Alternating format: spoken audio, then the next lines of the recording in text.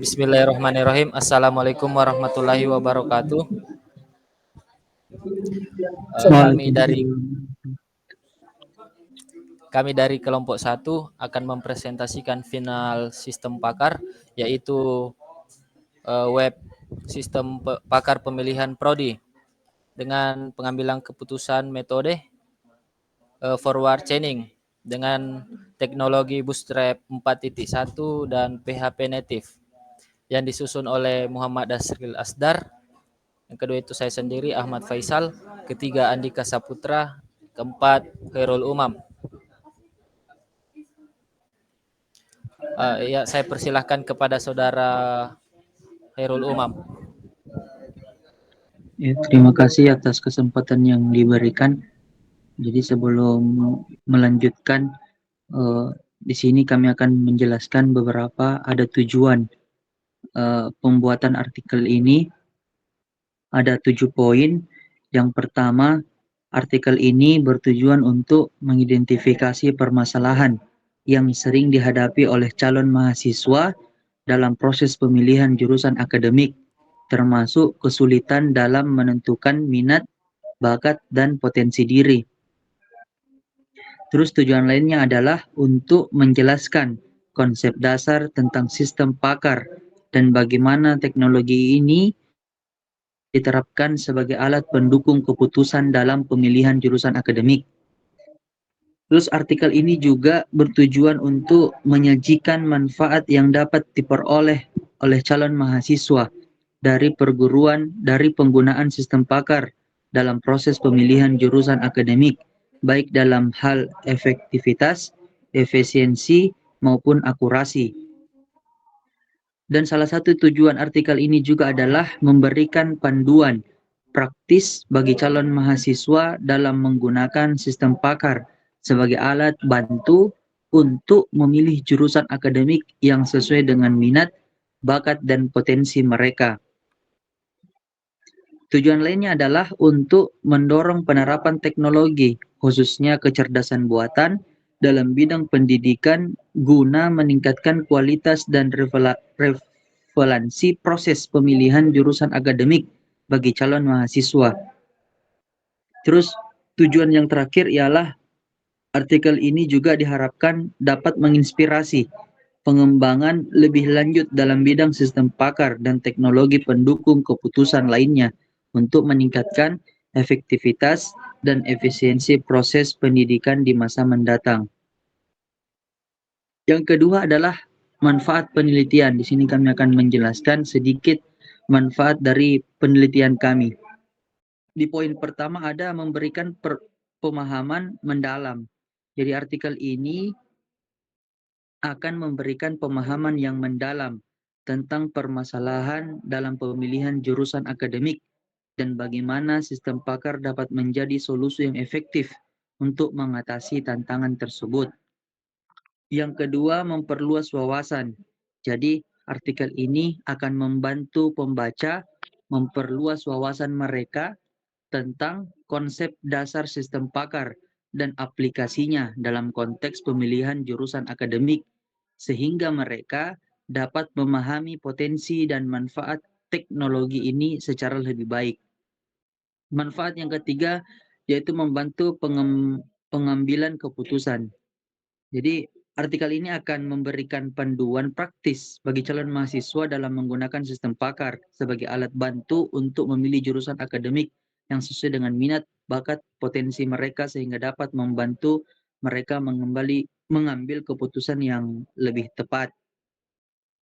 Selanjutnya, artikel ini juga dapat memberikan wawasan bagi institusi pendidikan dan pengembang sistem pakar untuk mengembangkan solusi yang lebih baik dalam mendukung proses pemilihan jurusan akademik bagi calon mahasiswa. Terus artikel ini juga dapat menjadi inspirasi bagi para pembaca untuk mendorong inovasi dalam pendidikan, khususnya dalam penerapan teknologi seperti sistem pakar untuk meningkatkan kualitas dan relevansi proses pendidikan di masa yang akan datang. Nah, dengan memanfaatkan sistem pakar, proses pemilihan jurusan akademik dapat menjadi lebih efektif dan efisien karena dapat membantu calon mahasiswa dalam menganalisis berbagai faktor yang mempengaruhi keputusan mereka dengan lebih sistematis dan akurat. Saya kembalikan ke Ahmad Faisal. Ya, terima kasih atas pemaparan materi dari Saudara Hairul Umam. Selanjutnya saya persilahkan kepada Saudara Andika Saputra. Baiklah, terima kasih atas kesempatan yang telah diberikan ke moderator. Yang pertama yaitu hipotesis keterlibatan pengguna. Jika modal identitas pengguna, nama dan umur muncul saat pengguna pertama kali mengunjungi halaman, maka kemungkinan besar pengguna lebih aktif dalam berinteraksi dengan halaman tersebut dengan cara mengisi identitas mereka. Hal ini diasumsikan bahwa pengguna cenderung ingin berpartisipasi dalam pengalaman interaktif yang disediakan oleh halaman. Yang kedua yaitu pengaruh umur pada interaksi. Jika umur pengguna mempengaruhi kecenderungan mereka untuk melanjutkan interaksi setelah mengisi identitas, maka pengguna yang lebih muda mungkin lebih terbuka untuk melanjutkan ke tahap berikutnya. Hal ini diasumsikan bahwa pengguna yang lebih muda cenderung lebih akrab dengan interaksi online dan lebih cepat untuk beradaptasi dengan proses interaktif. Yang ketiga yaitu hipotesis kepuasan pengguna. Jika pengalaman pengisian identitas pengguna dianggap mudah dan intuitif, maka pengguna cenderung merasa lebih puas dengan halaman web tersebut. Ini diasumsikan bahwa antarmuka pengguna yang ramah, pengguna akan meningkatkan tingkat kepuasan pengguna. Ya, yang keempat yaitu hipotesis ketertarikan identitas pengguna dengan aksi lanjutan. Jika identitas pengguna disimpan dalam sesi atau cookie setelah pengguna mengisi modal, maka pengguna tersebut kemungkinan besar akan merasa lebih terhubung dengan halaman mereka dalam halaman web tersebut. Ini diasumsikan bahwa pengalaman kontinu yang disesuaikan dengan identitas pengguna dapat meningkatkan rasa keterlibatan dan kepercayaan pengguna terhadap sistem. Ketiga yaitu metode penelitian. Metode penelitian yang dipakai dalam studi ini adalah metode deskriptif dengan pendekatan kualitatif.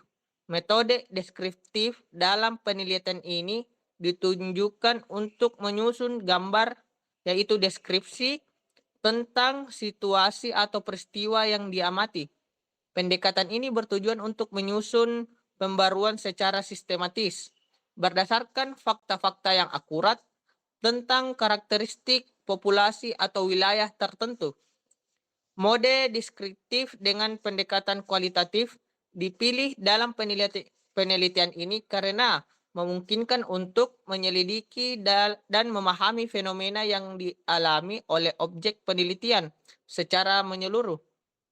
Pendekatan kualitatif memungkinkan peneliti untuk mengeksplorasi konteks yang lebih luas dan mendalam dari fenomena yang diamati, termasuk perilaku, persepsi, motivasi, tindakan subjek penelitian. Dengan menggunakan pendekatan kualitatif, penelitian ini bertujuan untuk menyusun gambaran yang sistematis dan mendetail tentang karakteristik populasi atau wilayah tertentu dengan memperhatikan fakta-fakta yang akurat. Pendekatan ini memungkinkan peneliti untuk menggali kompleksitas situasi atau peristiwa yang diamati dengan lebih baik, serta untuk memahami lebih baik konteks yang mempengaruhi fenomena yang diteliti. Dengan demikian, metode deskriptif dengan pendekatan kualitatif dalam penelitian ini diharapkan dapat memberikan pemahaman yang lebih mendalam dan komprehensif tentang fenomena yang diamati, serta memungkinkan peneliti untuk menyajikan gambaran yang akurat dan bermakna tentang situasi atau peristiwa yang diteliti. Baiklah, saya kembalikan ke moderator. Terima kasih Saudara Andika Saputra atas pemaparannya. Selanjutnya saya persilahkan kepada Saudara Dasril untuk membahas hasil dan pembahasan. Saya persilahkan. Oke, terima kasih moderator. Saya akan melanjutkan materi yang dibawakan, yaitu materi keempat, hasil dan pembahasan. Pertama ada pembahasan algoritma. Pertama ada inisialisasi variabel. Contohnya pada variabel user, itu untuk menyimpan array informasi pengguna termasuk nama dan usia. Selanjutnya ada major scores. Array asosiatif untuk menyimpan skor setiap jurusan dengan kunci yang sesuai dengan nama jurusan, seperti ilmu komputer, hukum, dan lain-lain. Kemudian ada selected major, variabel string untuk menyimpan jurusan yang dipilih pengguna. Yang kedua adalah mengumpulkan informasi pengguna di halaman indeks. Ini bertujuan untuk menampilkan formulir bagi pengguna untuk memasukkan nama dan usianya. Kemudian setelah pengguna mengirimkan formulir, nilainya disimpan dalam array user. Kemudian ada menampilkan carousel dengan jurusan-jurusan dan mencatat pilihan pengguna. Ini bertujuan untuk membuat carousel dengan setiap slide berisi satu jurusan dan menambahkan event listener pada setiap slide untuk mencatat pilihan pengguna. Kemudian jurusan yang dipilih akan disimpan pada variabel selected major. Kemudian yang keempat, setiap jurusan yang dipilih akan dilakukan hal berikut. Pertama, inisialisasi sebuah variabel untuk menyimpan skor jurusan. Kemudian menyajikan serangkaian pertanyaan yang terkait dengan jurusan tersebut. Selanjutnya, setiap pertanyaan akan dikumpulkan, kemudian dihitung hasil dari skor berdasarkan jawabannya. Yang terakhir, algoritma akan menyerangkan jurusan dengan skor tertinggi atau skor maksimum dalam array major score. Kemudian hasil jurusan akan ditampilkan dengan skor tertinggi sebagai jurusan yang disarankan. Proses pembuatan sistem. Yang pertama disiapkan ialah exam PP. Kemudian pembuatan tabel database seperti tabel pertanyaan, tabel jawaban, tabel kesimpulan, tabel admin, dan lain-lain. Kemudian membuat formulir input data. Selanjutnya yang dilakukan adalah membuat halaman utama, kemudian membuat logika pemrosesan data menggunakan PHP natif yang bertanggung jawab untuk mengambil data dari tabel-tabel dan mengolahnya sesuai dengan algoritma forward chaining. Kemudian melakukan testing, dan selanjutnya deploying. Pembahasan output. Pada bagian awal output terdapat informasi pengguna yang diminta sebelumnya seperti nama dan umur. Ini membantu dalam personalisasi pengalaman pengguna. Kemudian jika sistem berhasil menemukan solusi berdasarkan masukan pengguna, informasi mengenai solusi tersebut ditampilkan dengan jelas. Ini termasuk prodi yang direkomendasikan berdasarkan input pengguna. Jika sistem tidak dapat menemukan jawaban berdasarkan masukan pengguna, pesan yang sesuai ditampilkan. Ini memberikan kesempatan kepada pengguna untuk memberikan informasi tambahan. Jika sistem tidak dapat menemukan solusi, pengguna diberikan kesempatan untuk memberikan masukan tambahan. Formulir yang disediakan meminta pengguna untuk memasukkan fakta baru yang dapat membantu sistem memberikan rekomendasi yang lebih cepat, yang lebih tepat. Kemudian output diakhiri dengan opsi untuk mengakhiri sesi atau konsultasi, memberikan pengguna kontrol atau proses yang sedang berlangsung. Mungkin itu saja, saya kembalikan ke moderator. Ya, terima kasih Saudara Dasril atas pemaparan materinya. Selanjutnya Kesimpulannya, dalam penelitian ini kami menemukan bahwa pengembangan sistem pakar untuk pemilihan jurusan akademik telah memberikan kontribusi yang signifikan dalam membantu calon mahasiswa dalam mengatasi kompleksitas dalam proses pemilihan jurusan. Melalui penggunaan teknologi kecerdasan buatan, sistem pakar mampu mengidentifikasi minat, bakat, dan potensi individu secara lebih sistematis melalui analisis data. Hal ini memungkinkan sistem pakar untuk memberikan rekomendasi jurusan yang sesuai dengan preferensi dan karakteristik masing-masing individu. Mungkin itulah hasil pemaparan panel kami.